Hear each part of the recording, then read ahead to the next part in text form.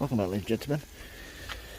Just a quick catch up how to go about watering the garden, when to do it and how much to use. As you can see, give these pots a good water.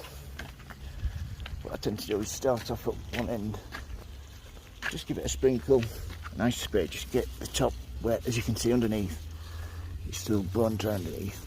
That's something you don't want to do. You don't want to be watering, just water on the top. That encourages the roots just to grow and not get any depth to them. So what I like to do is, you can see here, wait till it really goes bone dry, like that,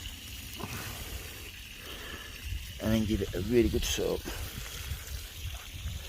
So yeah, I'll just soak this out, 2 seconds folks, if I don't let myself through.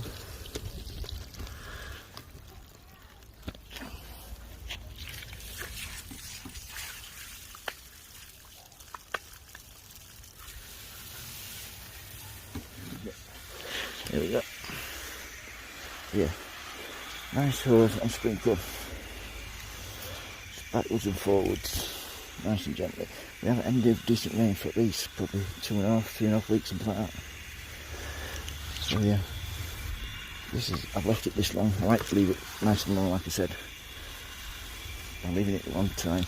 Encourages the roots to go down into the subsoil and pull the moisture up so they'll last better in the summer when you've got real drought.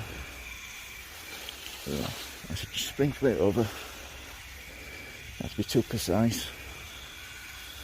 It's a gorgeous day here in the UK, in South Yorkshire. T-shirts and shorts weather today.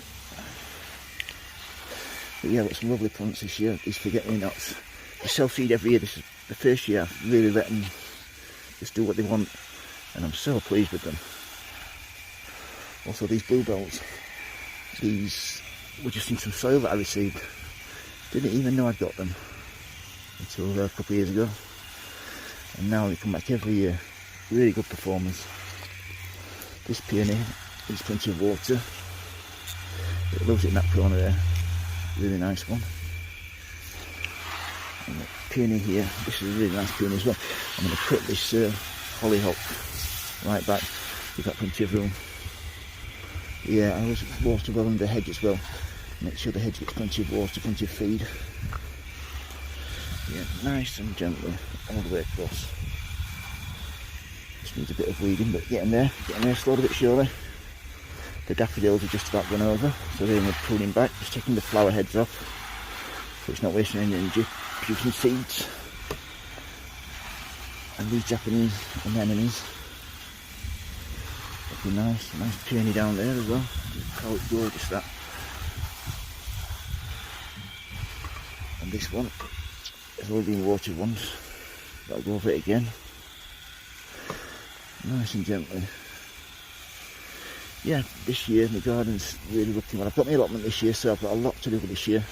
A lot of plants and a lot of veg to grow. So yeah, if you stay with me, I'm sure we'll find something that you'll like. I just want to say how much this garden has really helped me get through this coronavirus. Made a massive difference. Something to get up for in the morning, something to do, something to look after instead of just looking after myself. Actually having plants to look after, not wanting them to die, motivates you. These are gorgeous. These dicentric bleeding hearts, always beautiful. That one, and this one here.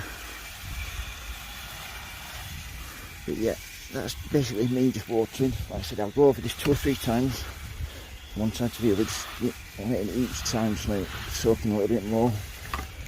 And then you want to just make sure that when you finish watering,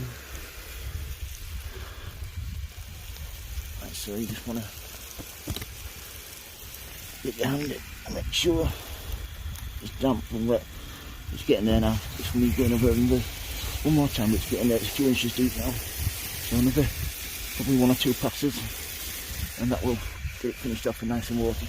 The good thing about watering as well, when it's not been watered for a bit, it's so much easier to weed when you've actually watered. But yeah, if you've got any questions regarding my garden, anything I do or anything I grow. Don't hesitate to ask, folks. If you like the videos, please subscribe. Remember, happy sowing, happy growing. Thank you for watching. Bye.